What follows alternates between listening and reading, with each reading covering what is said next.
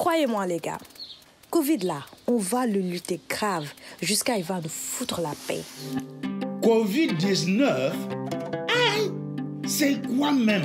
Covid-19, c'est quoi même? Rien n'a changé sous les soleils des Africains. Ici, chaque semaine, nous causons de tout ce qui s'est dit, tout ce qui se fait sous le ciel de Covid-19 ou coronavirus.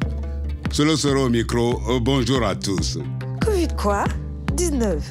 Ça sort d'où ça? Le dicton nous enseigne qu'on ne peut pas cacher le soleil avec la main. On ne peut donc pas cacher que ces longs mois d'endurance de la pandémie de Covid-19 nous pèsent dessus violemment. Et tout de même, on est obligé de constater que ce petit imprudent de virus nous a quand même fait voir en gros plan à quel point l'action de l'homme avait abîmé la Terre.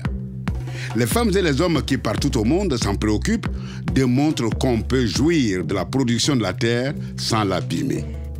C'est de cette terre nourricière que nous parlerons aujourd'hui avec notre invité spécial, M. Abdul Razak Belem Niégré, de la structure de formation d'agroécologie, le centre Béonéré de Ouagadougou. Mais rassurez-vous, nos joyeux complices, créateurs, sont toujours de la partie avec leurs contes, leurs chroniques et leurs musiques. Aujourd'hui, demain, après-demain, jusqu'à la capitulation du coronavirus, continuons de respecter rigoureusement les gestes barrières tels que le port du masque et la distanciation physique, car le virus se balade toujours et on n'a pas encore trouvé ni le vaccin ni le médicament pour le neutraliser. Allez-y, on ouvre notre traditionnel témoignage avec justement M. Abdul Razak Belem Niégré qui chauffe la marmite. Et aujourd'hui, il faut dire que la mission que Béonéré porte au Burkina Faso est une mission noble. Et alors nous avons fait notre cheval de bataille, l'agroécologie. Et quel est le déclic? C'est vraiment à travers le passage de Pierre Rabhi au Burkina Faso. Et dans les années 83-87, l'agroécologie a pu prouver à travers de très bonnes pratiques agricoles en agroécologie, donc ce qui montre quand même que l'agroécologie peut nourrir le monde et grâce à l'agroécologie, on peut atteindre l'autosuffisance alimentaire et l'autosuffisance financière des producteurs, des paysans et des paysannes. Béonéré n'est pas tombée du ciel, Elle est le résultat du programme pour l'environnement et l'agriculture de feu Thomas Sankara qui, en son temps, avait commis le français agroécologiste Pierre Rabhi pour une réflexion et la mise en œuvre d'une réforme radicale de l'agriculture sur tout le territoire national burkinabé. De cette réflexion est né le centre de formation en agroécologie de Gorom Gorom dans le nord du Burkina Faso où Pierre Rabhi a formé Saïbou Ouedraogo dans les années 80. C'est l'expérience de l'association de Saïbou, Association pour la gestion de l'environnement durable, l'AGED, qui a inspiré la création de Béonéré, dont témoignait à l'instant Abdul Razak. Il reviendra dans la rubrique invité spécial. En attendant, on écoute Boukari. Covid-19, c'est quoi même?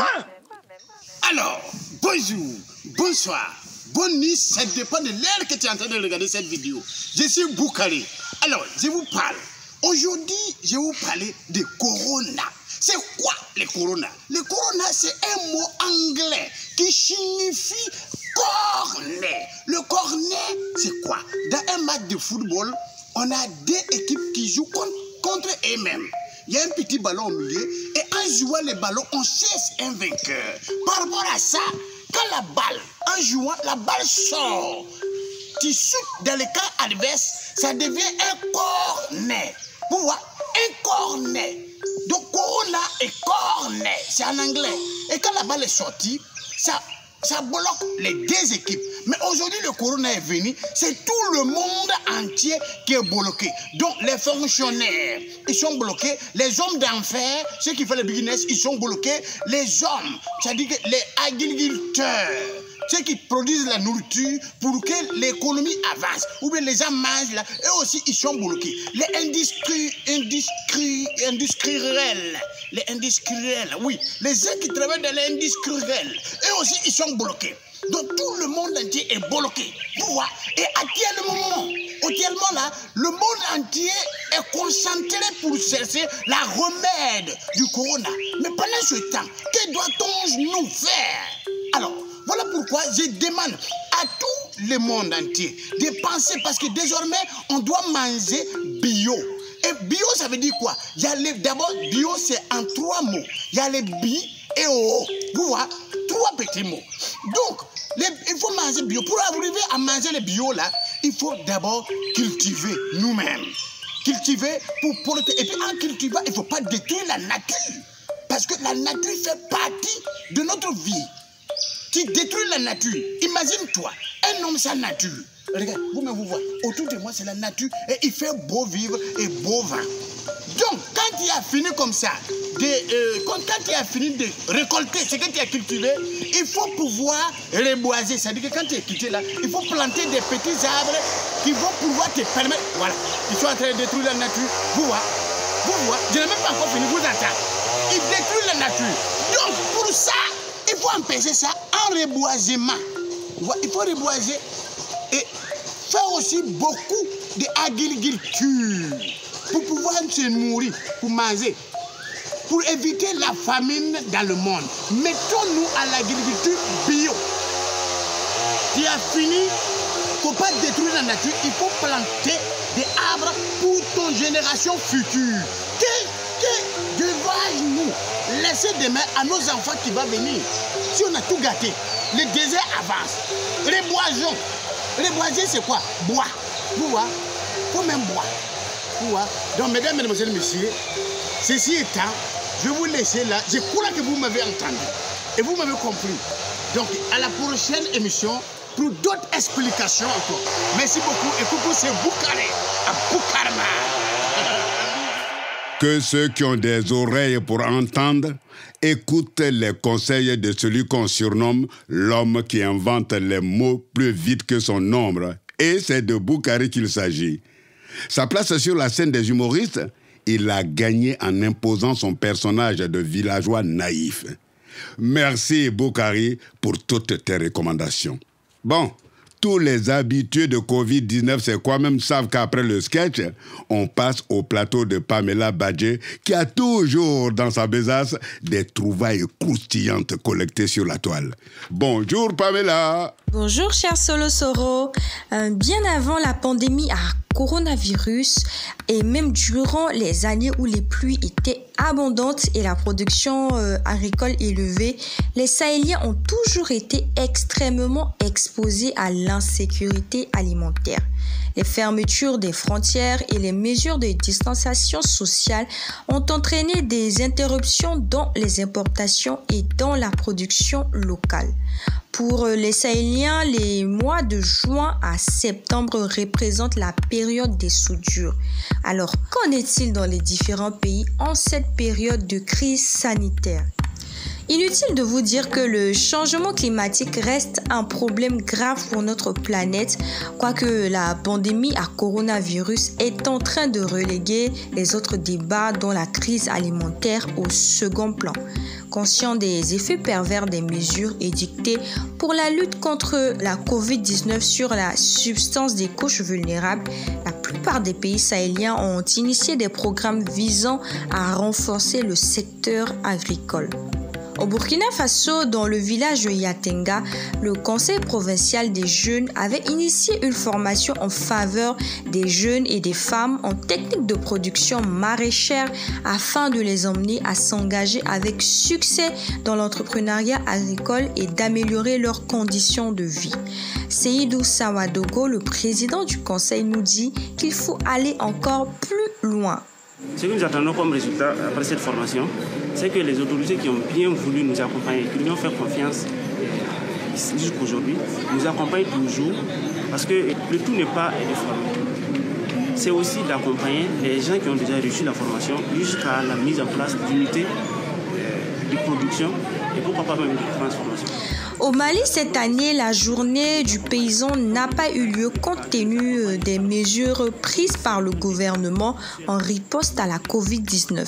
C'est une journée qui regroupe habituellement les paysans autour du chef de l'État. Les doléances à l'accoutumée portées yeux à yeux au président de la République par les paysans ne se feront pas cette année. D'autres moyens seront utilisés, comme l'explique le ministre de l'Agriculture Moulay Ahmed Boubacar. Sûrement que nous trouverons les voies et moyens pour faire passer ce message parce que la journée ne sera pas organisée comme elle l'est d'habitude, mais nous serons sur le terrain.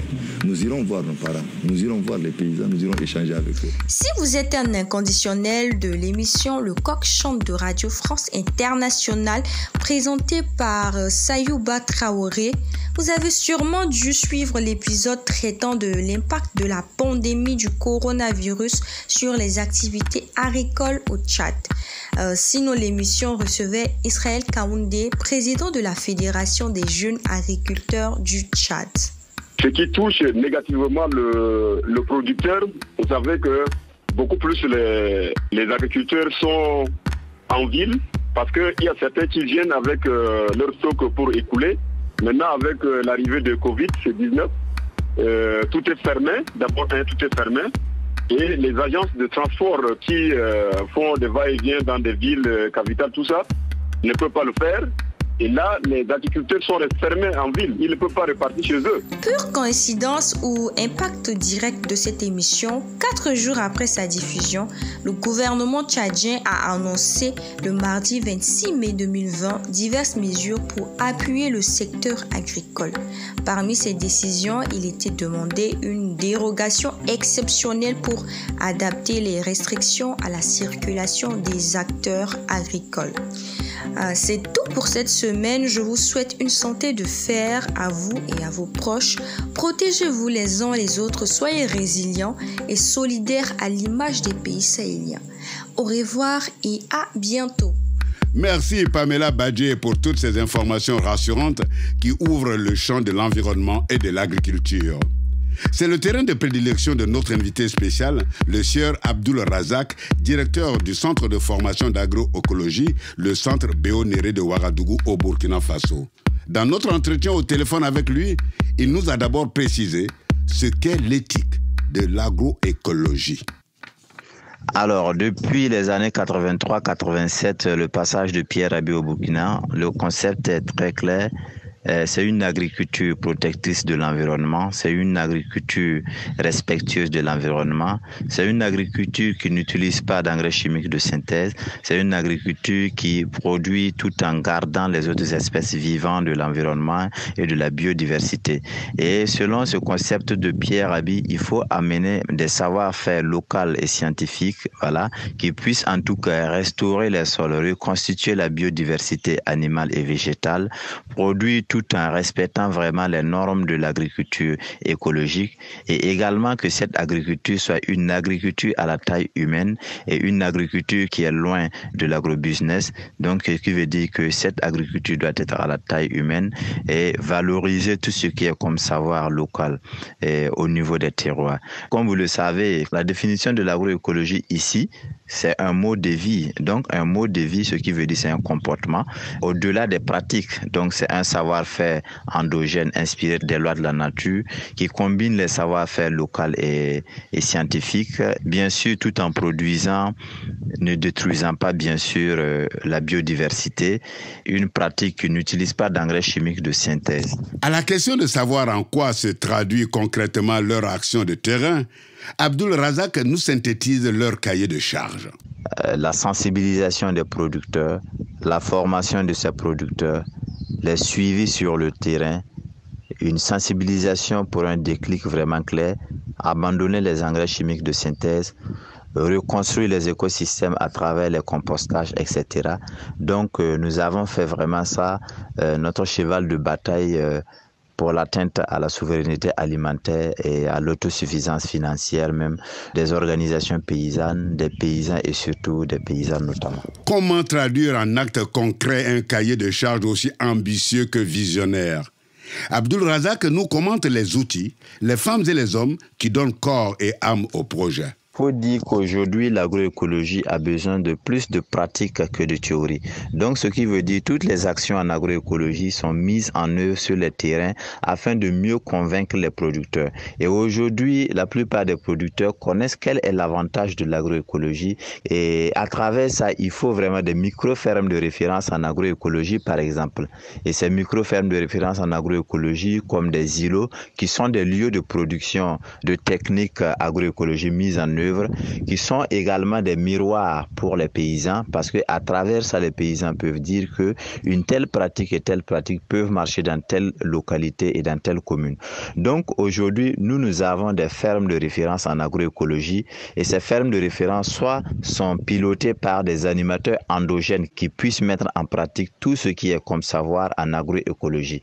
Donc la main-d'œuvre est composée d'abord de ces animateurs et bien sûr des gens du village ou encore de ces membres, des membres de leur famille ou encore des élèves, des étudiants qui sont dans les communes, qui s'intéressent des pratiques en agroécologie et qui en font des stages également.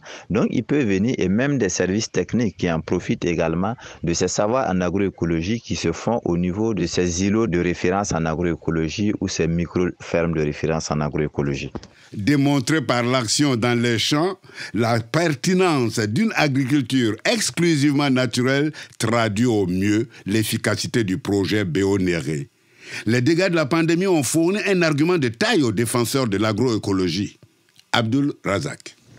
Actuellement, le contexte du coronavirus, vous verrez que les frontières étant fermées, la plupart des intrants agricoles, que ce soit l'engrais chimique, que ce soit les engrais de synthèse, que ce soit les semences, tardent vraiment à arriver dans nos pays. Et à travers l'agroécologie qui prône une production dans toute sa forme, c'est-à-dire production de la sémence à la consommation, c'est-à-dire de la graine à la graine, l'agroécologie pourrait être une solution à l'autosuffisance alimentaire, une solution pour permettre aux Africains de se nourrir très bien et de se nourrir local pour une souveraineté alimentaire. Pour conclure notre entretien, Abdul Razak raconte qui et comment la graine d'une nouvelle mentalité de production agricole a essaimé au Burkina Faso et maintenant ailleurs en Afrique.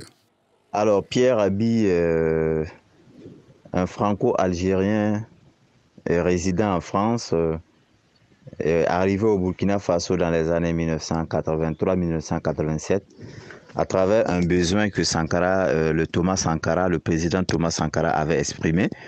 Ces besoins étaient d'amener le Burkina Faso à nourrir sa population sainement, à atteindre l'autosuffisance alimentaire.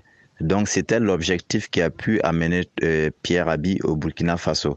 Et Pierre Abi au Burkina Faso, avec la politique 8000 forêts, 8000 compostières, à travers cette politique, je dirais qu'en 4 ans, le Burkina Faso a pu atteindre son autosuffisance alimentaire. C'est bien qu'auparavant, des efforts étaient déjà consentis pour atteindre le niveau actuel que nous avons été dans les années 87. Le Burkina Faso a pu atteindre son autosuffisance alimentaire. Donc Pierre Abi, arrivé en son temps, a été d'abord à Gorom Gorom, là où il a mis une ferme pilote. À travers aussi ce centre de formation, ils ont pu former pas mal de paysans au Burkina Faso, de paysans relais ou encore de paysans endogènes, si vous voulez.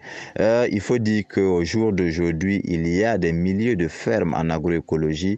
Beaucoup d'idées naissent vraiment de l'agroécologie, que ce soit des jeunes entrepreneurs en agroécologie, que ce soit dans l'enseignement, beaucoup intègrent l'agroécologie dans le cursus scolaire, et des sensibilisations sont menées, et des animateurs endogènes à travers le partenaire Terre Humanisme sont en train de se promouvoir au fur et à mesure. Il y a des initiatives de Pierre Abi au Mali, au Niger, au Togo, au Bénin, etc. Et il y a un fort réseau, par exemple, du RBA et du RCA, qui est le réseau sahélien des initiatives agroécologie, qui puisse vraiment se faire partout en Afrique de l'Ouest. Et vraiment, ça, c'est ce que nous disons, c'est l'éthique de Pierre Abi qui a pu vraiment couronner et aller plus en avant sur l'étendue des territoires burkinabés, et bien sûr l'impact positif sur le Burkina est bien clair. Abdul Razak nous l'a dit, Béonéré signifie à Moré avenir meilleur. Le choix du nom de l'association reflète sa conviction que le modèle agroécologique peut améliorer le sort des paysans au Burkina Faso et certainement celui de tout le continent africain. Les activités de l'association se concentrent principalement dans 4 zones d'activité à travers tout le pays: Ouagadougou, Waïgouya, Kaya et Koupela. Remercions chaleureusement M. Abdul Razak Belem-Niegré, le directeur du centre de formation Béonéré, qui nous a accordé beaucoup de son temps. Et maintenant, Accordons-nous une chanson pour les applaudir en revenant sur les gestes barrières contre coronavirus avec le Malien Amédi et son JT à Belfort Rapou. Yeah, Bamana, ne tegate di la machima bi coronavirus COVID-19 ube yala la jena bi. Ki triago safnela sangani wati tuabuya tede ni bana mi fleni ye bunje blute segani furagede anga kumede bana interaga dangede. Anga lajede bana mega chenige atobe jebe dagono chogomi abina faga juguno be tuabula ni farafina bana fagali tamange ni sigari yera la chogodona dotoro so mage jona ni sigagera mami fenala bana tamashia do fle so bambali mura bambali ni nunjibo mashi gana na greshila ka metri kle nyona bo me numero 4 ni sigana mo mi yera e wole like 361 Setigi jamana chaman desera bana in koro alaga fanta jamana bede kisini bana in kololoma begi janto nyongona begi sebedo sanuyama anga tega go gel hydroalcoolique la sangani wati be. Merci Amenji de nous rappeler en Bambara qu'on doit toujours continuer à porter des masques, à observer la distance physique, à nous laver régulièrement les mains avec du savon, car le coronavirus continue de sévir. Et maintenant, on peut plonger dans les pages du Monde Afrique où Sophie Douce s'est penchée sur un autre territoire de la culture écologique. Son article publié le 25 juin dernier raconte comment au Burkina Faso, 2 complices ressuscitent une technique de construction ancestrale et écologique, celle de la voûte nubienne.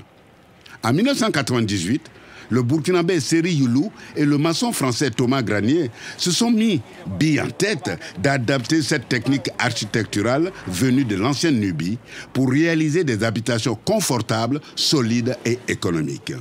Construire en terre crue, ces voûtes nubiennes constituent une alternative durable et écologique face à la désertification au Sahel.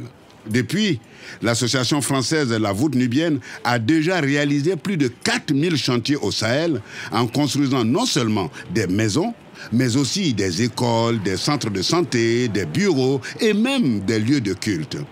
Seri Youlou et Thomas Granier ont formé plus d'1 millier d'artisans à ce type d'architecture. Leur association remporte le Grand Prix de l'innovation urbaine, le Monde Cities, dans la catégorie Habitat.